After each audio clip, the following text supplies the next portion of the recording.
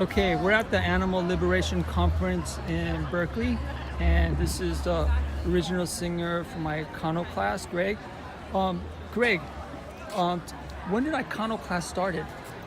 We started in early 80s. I'd say 81, 80 or 81. Would you say you guys were like the first like peace punk, anarcho punk band from Southern California?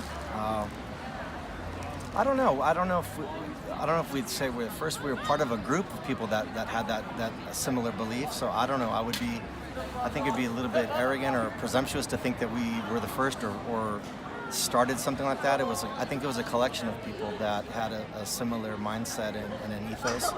So maybe we were better well known because we happened to be in a band, but there were lots of people that shared the same opinions and had parallel beliefs and dispositions towards this world. When you say collection, can you name some other bands then from that time? I need some strong coffee and some 10 minutes to think of something. Oh my gosh. God. They escape me right now, but Body Count from Lakewood? Yeah, there was. You know them better than I do. ADS. Yeah. Okay. Where's the cue cards? Okay. You were involved in the early 80s in the punk scene. Now, how do you see the difference now? We're in 2018. I see the same kind of. It's fractionalized, just like it's always been. You know, there's different segments of it, and people that get into the scene or any scenes for that always have different motivations. So they follow different things and develop different things, and whether that's the style of the music or the lyrics of the music, or the things that they want to be involved with, or the things that they want to brand themselves with, they're always going to be different. So I don't think it's changed much more. I think the scene now is much more inclusive of minorities, which I think is wonderful. We have a lot of Latino kids that like our band, and we're happy to have their inclusion into the scene. There's a lot more pockets of inclusion now, and definitely in different sexual orientations. I think all those walls have come down, and it's much more inclusive, at least in the people that we like to interact with. So I think that's been a nice development, long coming, for sure. What was it like in the 80s in the Bay Area when you guys came up and played here with like A State of Mind and hanging out with bands like Atrocity and stuff like that? Yeah. The East Bay scene. Yeah, with Crucifix. How was it like up here back then? It was thriving, man. It was before, like, you know, it's the post Dead Kennedys, the inchoate scene up here, but the beginning of the hardcore scene. So a brief amount of time that we did come up here in the early 80s, it was with Crucifix, to hang with them and interact with them right before the record came out. And it was, I mean, that band was just massively influential on us, and a huge influence on us. All the records are just crushing on every level. And Sothera was someone I admired very much. So, and when they came down to the San Fernando Valley and somewhere, Sothera actually stayed at my house while they were down here. So that band is so critically important to me and to our band. So, I don't know. So, if the kids are watching this, how did you guys network back then? If we're talking about the 80s when there was no internet or no cell phones, I mean, not even a pager back then. No, true. It was not even, and not only that. I mean, our parents or my parents, we couldn't even call out of our area code because it was more expensive of a call. So, and when I actually met someone who was in a different area code, I didn't even know how to dial out of the area code because we were not allowed to. It was at gigs. You went to gigs. They were affordable and they were frequent, so you could see a lot of people frequently, and that was how you built your network. And then you would just, word of mouth. Things got around. Flyers, exchanging of flyers, writing letters, physically writing letters and mailing letters. So those kinds of apparatuses are what we utilized in order to stay in touch or to become in touch with people.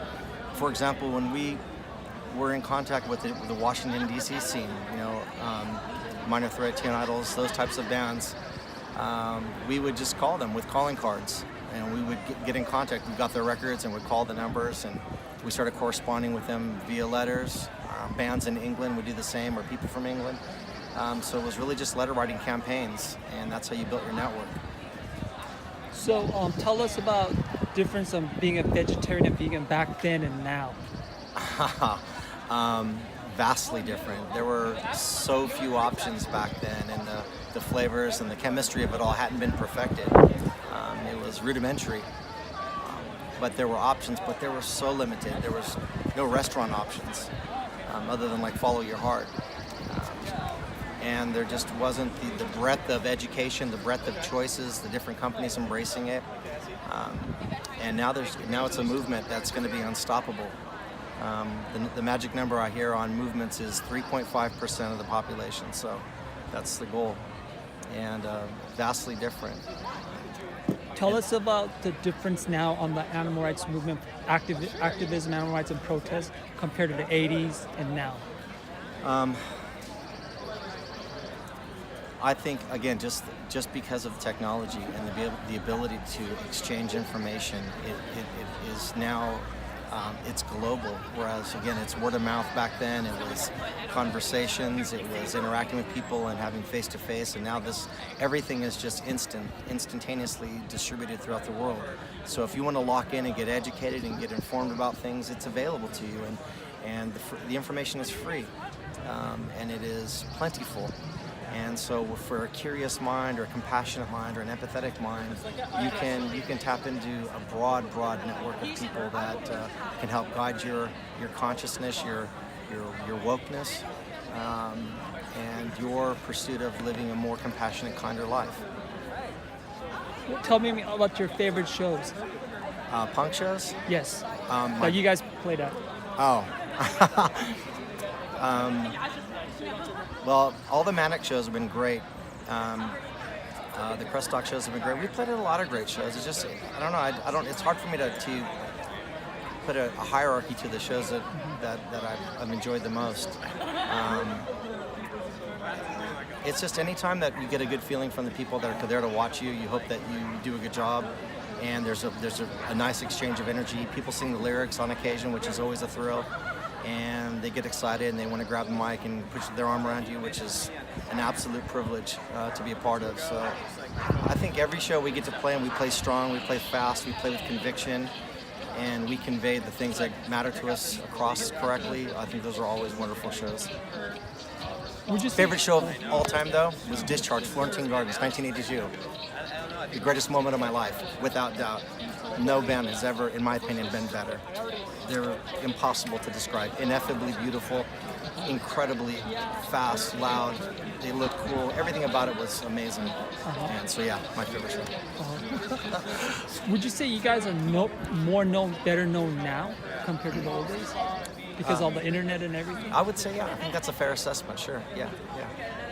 And do you think you guys are more known here in the East Bay compared to LA? Like you have more fans up here? I wouldn't know how to quantify that. The fact that we have them anywhere makes me happy that people like our band. I don't like saying fans, but I mean people that appreciate our band. I think no matter where they are, I'm excited if we have 5 anywhere. Yeah, if we do, that's terrific. No, because I was at the Manning Market early this year, that Ellie's Club you guys played at. I was in the way back, and there's just like average-looking people just hanging out by the bar and like lip-syncing to your songs. I was going, people in the back just standing there and like singing along. Wow. That's shockingly cool. I mean, I'm very fortunate that they dig our band, so that's really nice. Okay, here's an interesting subject. What's your opinion about bootleg? Because all these years, people have been bootlegging your stuff, cassette tapes and shirts from Europe to other states. Because different band has different opinions about bootleg. So. I think that I don't mind that people do it. I mean, I think that it's a big compliment and a flattery.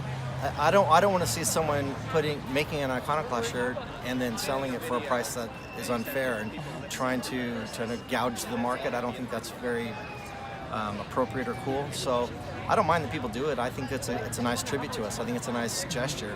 Just be fair about it. Cover your costs, make a little bit of money for your time, and that's nice. It helps build awareness to our band or even a message or anything like that. I don't mind. What is the future for Iconoclast? What are you guys working on now?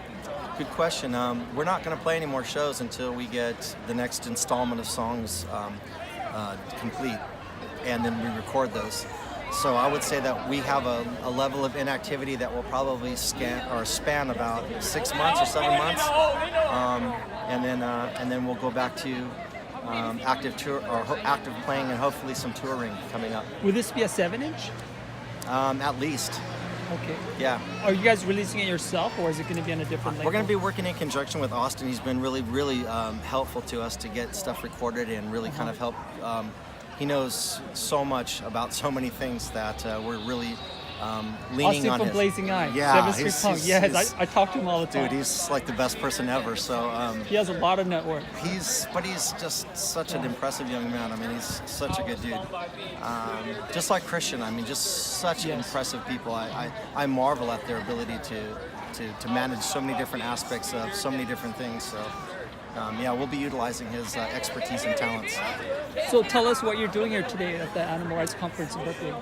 I'm here to lend my support to a very vast and beautiful scene, to learn as much as I can about grassroots organizing, boot camping with other folks, participating in different breakout meetings, and culminating in a big march on Saturday and some other activities on Friday. So here to be a part of something that I think is just so profoundly important and so crucial to our survival as a species, as a planet. So this is a protest movement in general. Would you say you see more punks in a protest in the 80s or now? It's always tough.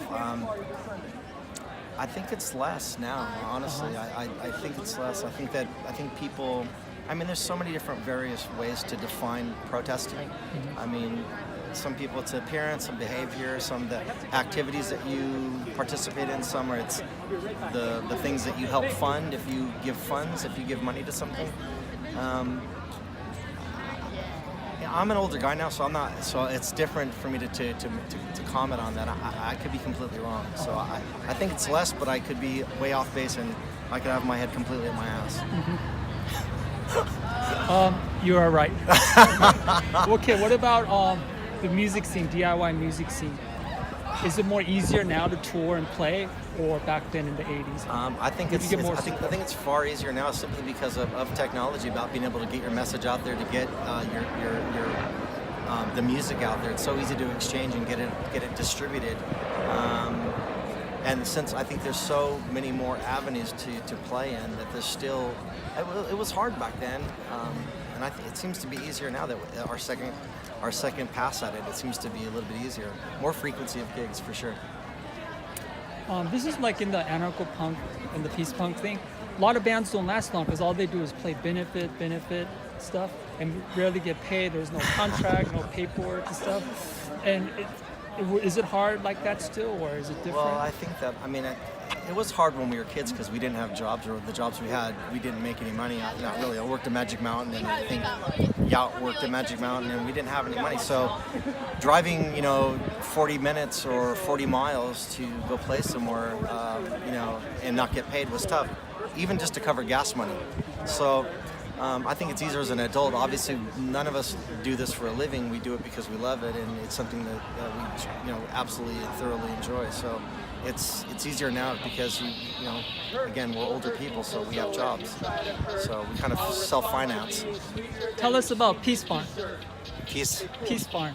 Peace Farm. I can't. Do you remember that? I do, but I wasn't involved with it. It was more of a Yacht thing or a Renee thing. What about the opening of the Anarchist Center? You guys were putting out like benefit cassette tapes. That was after my involvement in the band, so I even can't speak on that. I know that. I don't know if you know this or other Iconoclasts know this, but you guys did all the ideas and benefit for Anarchist Center. Then like the next generation came and actually opened up an Anarchist Center in 1994. Wow. For a year after like Anarchist Gathering, year and a half. They went through all the old stuff. They go, hey, why don't we pick up the stuff the 80s punks fell to? Yeah. And it was open for a year and a half. Well, came from Iconoclast. I think it came from a lot of people before us, but again, that's the beauty of the punk scene, though. It's just meant to be. It's supposed to be pass to pass, hand to hand. It's not supposed to be monopolized or monetized in that way. It's supposed to be shared. Yes. That was at just to let you know, LA Anarchist Center. Yeah. And I'm not gonna say who, but the organizer like was a punk rockers. Oh, hell They yeah. came up with the hell idea. yeah. Say, hey, I remember those guys in the '80s, so let's do it and stuff. I think it's dope. I mean, Do you that's, have also any like ideas, suggestions and stuff for kids who want to start bands now and like want to tour, get stuff out? Because back in from my understanding, in the '90s, like bands were like doing good on merch because like selling records, shirts, and I mean all music cassette tapes. But now since there's a lot of stuff in online, a lot of band members are saying less people are buying their music. yeah, I would say that's 100% true. Advice, I think the advice has been what it's always been. It's just find your voice and express yourself. And even if there's bands that you love and you want to emulate them, just find your own voice. That's the most, express yourself. That is the only thing that matters. Because then you'll be true to it and you'll really be saying things you want to say. Okay. All right. Thank you for that interview. Cheers. And thanks for being involved all these years. Okay. Last question. How come you're not burned out like other people?